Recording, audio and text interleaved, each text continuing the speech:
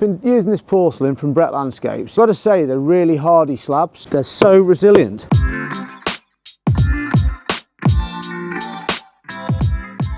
Morning, we're back on the verified build. As you can see, it's nice and sunny, so the ground's a bit drier. This is why it's been a couple of weeks since we've been coming back, because we've had some torrential. Not ideal for laying our wonderful porcelain. So this morning, we've just started setting up. I'm going to show you what we've started doing so far. We're working between two different properties, but the porcelain is going to be on the same level. So what we've had to do is transfer that level using string lines from the old patio that we've laid to the new, which we are laying. So we've got a fall that runs from the back of the garden up to the property, and we need to keep that fall consistent with both properties. So on the first run, which is this load of screed down here, we've set our lower line level, so that gives us line all the way down the side of the slabs to keep that consistent, and this point here on the corner of the slab is our level. So we need to make sure we're kept at the same level and it's not kicking at a different angle.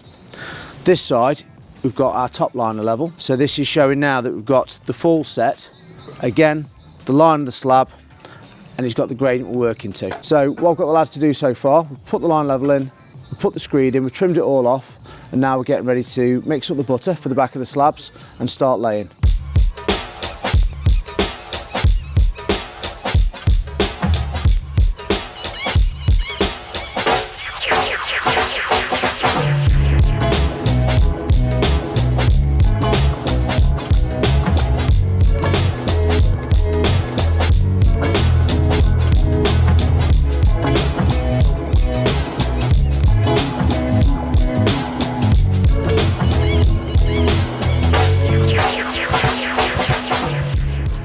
So we've been using this porcelain from Brett Landscapes. It's the Eden Cloudy Sky, and as you can see, we've done a fair bit already. But I've got to say, they're really hardy slabs.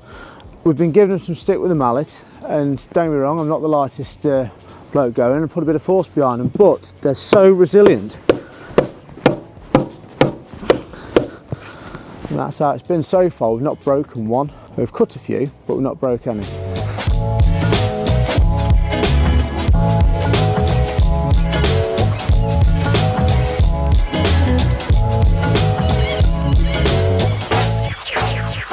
So this is day 2 of our porcelain laying on the 4-bed house on the verified build. So as you can see, we've got the 4 rows down. We had a bit of a headache yesterday with levels, so we had to adjust some bits. Now we're going to take out the spaces. This system, I've not used it many times, but I do recommend it.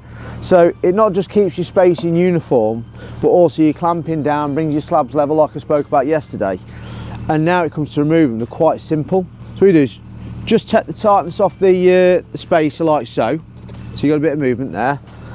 Up you get, off it comes. And if you have a look in here now, you can see the channel is left nice and clear. The spacers broke off and those plastic feet have come off. And then that then gives us a nice clear joint, nice and even, grout it all up, get everything looking nice. Morning. We're on day 3 of the verified build for us on the external porcelain. As you can see, we've got the first few rows down, porcelain day 1. Day 2 we formed the steps, and we also did the access to the cottage, which doesn't seem like a lot, consists of about 5 slabs, but it's working out centres, doing cuts, putting false joints in to make it all look nice. So yesterday we decided to work up to the threshold of the cottage. We did this on the evening, so no one was about. There's got no decorators walking backwards and forwards or joiners hopping in there. But what we found is that we're supposed to have 2 smaller slabs right near the threshold, and that isn't ideal because you've got more chance of movement. Small slabs, a lot of foot traffic, you are going to get something to move at some point. So what we decided to do was use a full slab and put a false joint in. So by false joint, all we do is we'll mark out where the normal joint is, we'll grind out a channel same width as what the joints are, 5mm spacing on the slabs, and then we'll grout that up after. But it also means then we keep the structural integrity of the slab, because it's only surface, it's only 3 or 4mm deep, and then with the slab being 20mm, you'll have a 16mm thickness of slab, still retaining the strength. So over time that isn't going to move.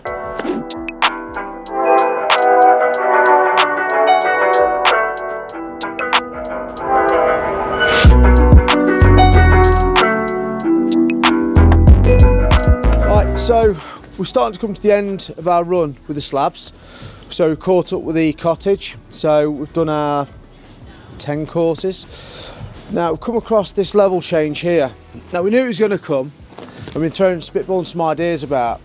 And what we decided, we're going to do a similar idea to the cottage steps by using some of the old stone. And we're going to put a slab in here at the original level. We're going to build out with some sets, some nice granite sets, using the screed, knock it all level, and then set a slab on level here. It means then, yes, we've got a step, but with the natural stonework underneath it, it'll keep in keeping with the house, and it'll bring the old stuff into the new like we've done all the way through. It'll make it look similar to the cottage as well, but not exactly the same.